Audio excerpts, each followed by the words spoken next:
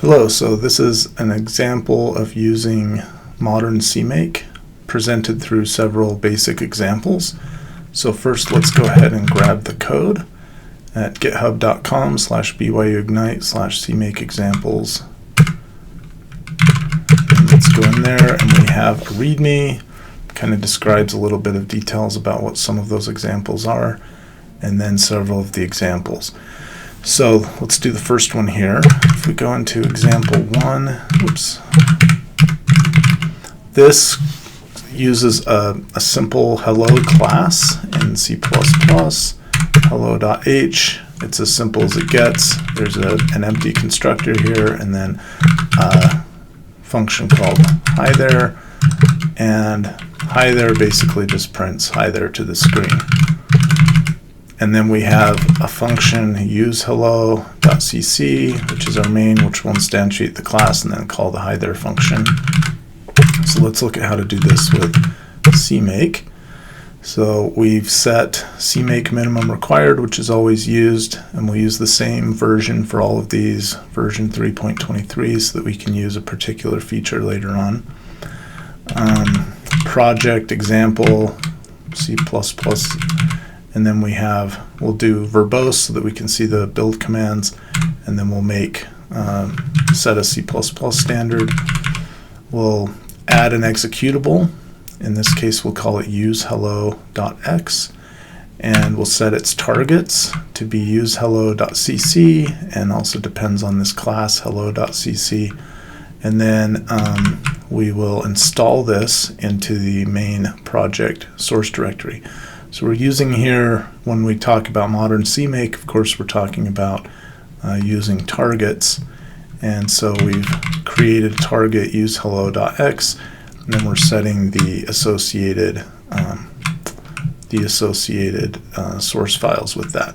The keyword private just indicates that these source files are for use only with this target useHello.x.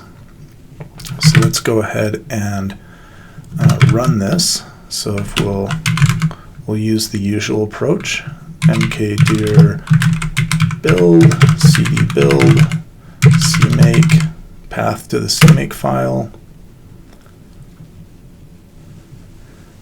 and then we have the CMake files, then we'll do make and make install. And then if we go up, we can see that it built useHello.x, type /useHello.x, and it prints what we expect. And that's it for example 1, kind of a minimal CMake example. Let's go up and do example 2, which is exactly the same thing, except this time, instead of things being in the top level directory, we've made a source directory. And also we'll install the executable and run it from inside the run directory. So if we look in the contents of source, it has its own CMake list.txt, the class file, and then in this case we have this useHello.cc, and then the run folder is empty. Let's see, so let's go up there again, executable 1, executable 2. Okay, so if we look this time, the CMake list is similar to what it was before, but instead of the add executable and then setting the add sources and the install command, that's all replaced with this add subdirectory command. And that tells us to add the contents that are in this source, and it has a CMake list. And when we look at that, that's where we have the add executable, useHello.x, add the sources just like before, and then we'll install these targets, useHello.x, and we're telling it the destination. So before and here, let's look at this CMake list, and then we'll also load in the previous one, example 1, CMake list, we can see in the install command they both have this destination, and they're using this variable called project source dir, which in this case is the directory where the project lives. So this top level. So when we look at the source CMake lists, it's in this top level /run is where we're going to install the executable. So we'll install here in run.